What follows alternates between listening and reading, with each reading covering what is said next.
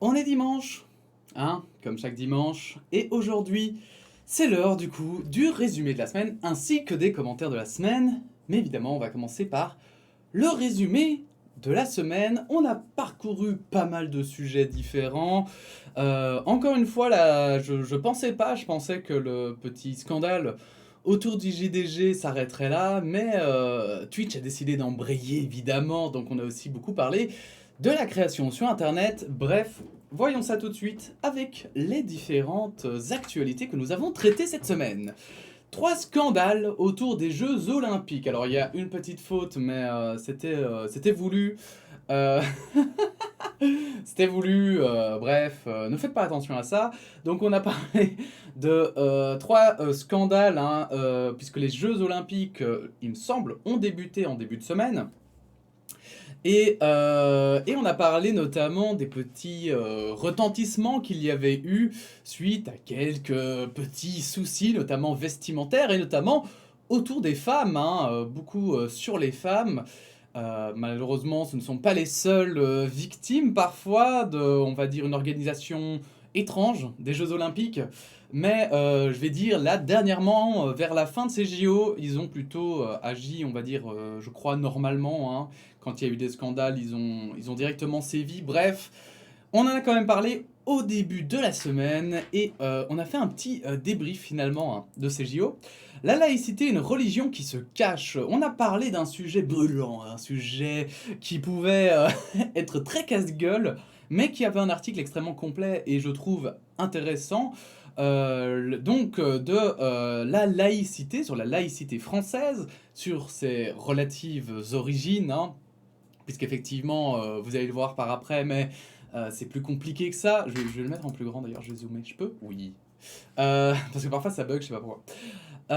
Et effectivement, le fait que certains utilisent la laïcité comme une religion, et que c'est un peu problématique, hein.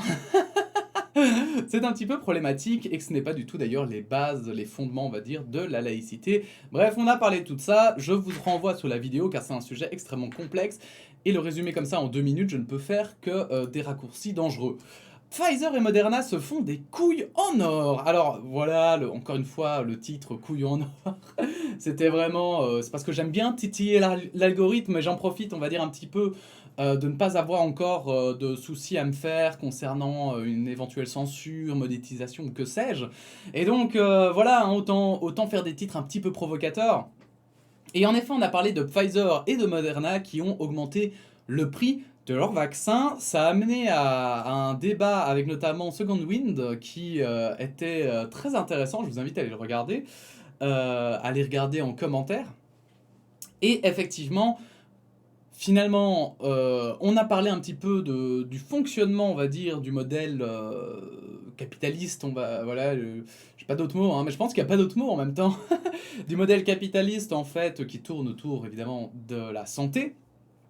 Et on a essayé de voir si finalement c'était le meilleur ou le pire. Évidemment, on a nuancé, hein, c'était pas l'un ou l'autre, mais voilà, je crois que vous commencez à comprendre un petit peu comment on marche ici, hein. La Terre se noie dans les flammes. Alors j'espère que vous avez souligné le magnifique jeu de mots, puisqu'en même temps on parlait des inondations, donc la Terre se noie, et dans les flammes parce qu'en même temps on parlait des incendies. Bref, n'hésitez pas à dire à quel point je suis génial en commentaire.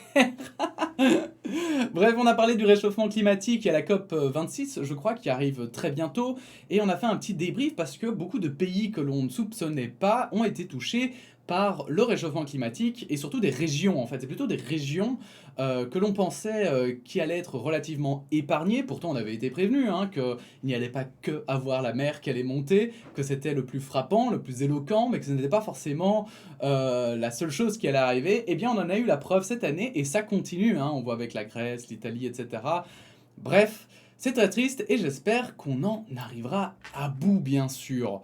Et pour terminer, Twitch baisse ses prix. On a donc évidemment parlé de Twitch après le JDG. Moment très dur pour les créateurs. Beaucoup de questions, beaucoup de scepticisme. Il y en a beaucoup qui m'ont souligné que c'était une vision et qu'en fait, affirmer que ça allait être forcément négatif, c'était pas. c'était pas forcément vrai, et je suis totalement d'accord, je le disais d'ailleurs dans la vidéo, donc je fais vite une petite parenthèse, mais donc Twitch baisse les prix de ses abonnements, et j'ai essayé de donner mon point de vue en tant que petit créateur, qui est mon point de vue du coup personnel, comme j'ai pu le dire, et c'était un peu intéressant justement aussi de voir vos opinions, et ensuite, je l'ai pas mis, mais on a parlé des commentaires que j'ai pu recevoir sur Twitter, qui étaient goldés. Bref, on va tout de suite passer maintenant aux commentaires de la semaine, histoire de un peu faire un débrief sur tout ça. Allez, à tout de suite.